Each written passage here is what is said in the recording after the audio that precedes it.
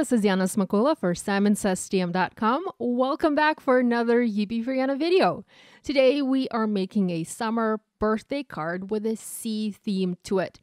I love the beach waves background stamp from Simon's recent release, and I've been wanting to use it for some cards. So today I'm going to show you how you can use just a portion of this background and extend it to cover the front of an A2 or even a bigger card. So here I have my background stamp all set up in the stamp platform. I have the lid flipped to the rubber stamps side, and I'm going to be stamping just the top portion of this background onto several sheets of white cardstock, and this is Neenah Solar White 80 pound. Now, I don't actually need to stamp the entire background, so I'm positioning my paper so that I will only stamp the waves portion of this background. For my stamping today, I'm going to use Simon's dye inks in delicious summer colors, and I have High Dive, AUDREY blue, and MALIBLUE colors, and these are just the most perfect shades of blue, and they are oh so perfect for summer stamping or ink blending. I have a serious crush on MALIBLUE color these days. I've been using it a ton this summer, and also the High Dive. It's like, yes, please, more of this color. Now, I did mess up the first background that I was making as I adhered my panel crooked onto the card base, so I had to start over. But practice does make better, so here's my second attempt at stamping this background. Now, I wanted to have a gradient to it. The bottom portion of my sea, or of my waves, is going to be the darkest, and the top the lightest. My background on the final card is going to consist of 3 or 4 separate layers of these waves, and I kind of need to do some planning here to make sure that my waves look random enough and not all totally identical. And you can do this because it's a 6x6 background stamp, so you have some wiggle room here. Okay, I've positioned my paper closer to the edge of my tool, but not all the way. There's about a 1/4 of an inch gap there. Now, this side of the stamp is going to be the bottom, and this section is going to be the top of one of the 3 sections that will make up my background. So it needs to be a bit lighter, but not the lightest, just slightly lighter than the bottom section. I hope I'm not overcomplicating this. Basically, I'm stamping the same background 3 times to have 3 sections to my background, and each section will have a color gradient from High Dive to AUDREY blue to MALIBLUE. So from darkest to the lightest. Now, this is why I'm being mindful of where the top of this particular section is so that I use the right color of ink. To simplify this, you can totally ink up one section with High Dive, one section with AUDREY blue, and the last section with MALIBLUE. I simply wanted to have a gradual color transition and not have harsh lines between the colors. So here I'm using my individual ink pads as ombre inks in a way, and I'm doing the ink pad dance here where I ink the stamp with the lightest ink, next add the darker ink to the portion of the stamp, and then come back with a lighter ink again and sort of blend it all together. I've stamped my first panel, and I'm going to stamp the second one. Now this time I placed my paper further from the edge of my tool. It's about 1.5 inches further, and I'm also going to change up where the top and bottom is on my stamp to add some variety to my waves. So this is going to be the bottom, and this is going to be the top now. I'm inking up the top portion with the lightest MALIBLUE color and using my medium color AUDREY blue for the bottom portion. Again, I'm coming in with the MALIBLUE again to blend these 2 colors together. Now, you do get a bit of an ink transfer this way, but these colors are so very similar, it doesn't really affect the ink pads much. I'm going to repeat this one more time to get a darker, more saturated color.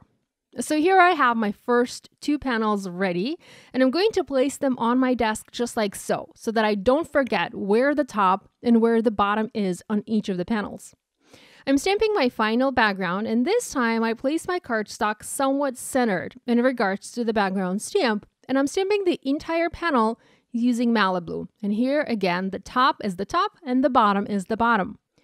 So here are all 3 of them in correct order and orientation, and now I'm going to use my scissors and cut along the wave lines to merge all of these panels together, and you'll see how easily this background comes to life. You can actually add more layers if you like. You can use foam adhesive to pop some of these up to have a dimensional background if you want.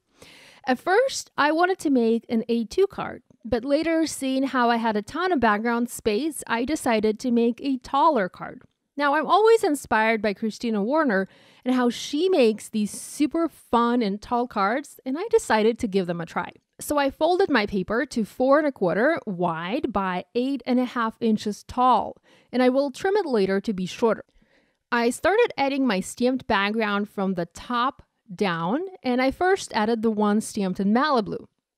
Next, I added a background stamped in MALIBLUE and AUDREY blue.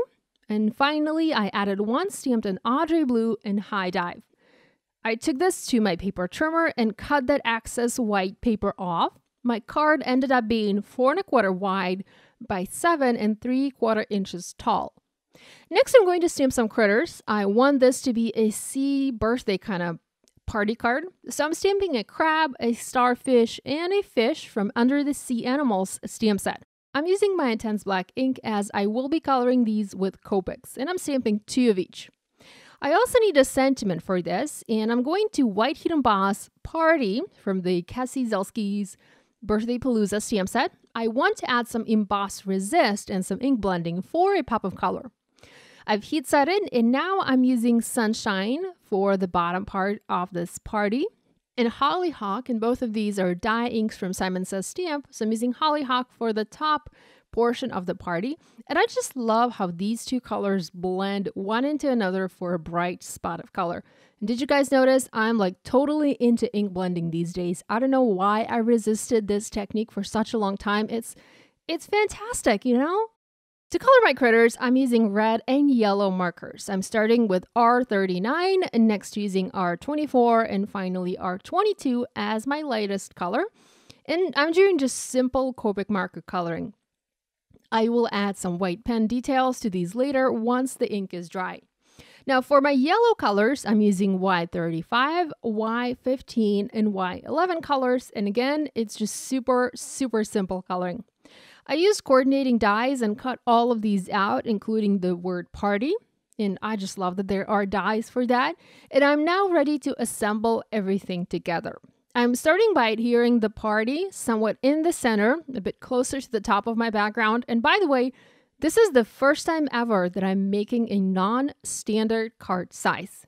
I have no idea what's up with that. I'm so stuck on making everything the standard size that it never even occurred to me to try and step outside the box and try a non-standard size for a change. Are you guys like that? Or is it just me being crazy? Tell me. Okay, remember how I said I messed up my first background? I had this leftover piece and I decided to use it to add another layer to my card. So I adhered it at the bottom. Had I not trimmed my card base, I would have extended my background even further and I probably would have had an 8.5 inch tall card base. Maybe I'll try that next time. Okay, I stamped It's Your Birthday sentiment and I foam mounted that onto the card. And now I'm just adding some white pen details to my sea critters. I'm going to use foam adhesive squares and tuck my critters in between the waves and also pop them up. And I'm sorry that my head and my hair is getting in the way a little bit here. You can add more critters if you want to. There are other animals in this Under the Sea Animals stamp set. And at some point, I wanted to add additional images to this card, but I really wanted to stick to the red, yellow, and blue color combo, and I didn't feel like adding another critter, colored in green or something. And yes, I could have added a turtle colored in red, but I think that would have looked a little bit weird. Okay, finally, I used my Tonic Studios shimmer pen, and I coated my entire background with this shimmer. You can skip this step, but I think that it adds really nice touch to the waves background. So tell me guys, do you make non-standard size cards? Or better yet, what is your favorite card size to make? Whichever size it is, I hope you will give this idea a try. If you do make a card inspired by this video, we'd love it if you shared your project online and tagged us on social media. We always enjoy seeing what you make. Be sure to give this video a thumbs up and to subscribe to this channel if you haven't yet done so. Thanks so much for joining me, guys. I will see you next time. Bye!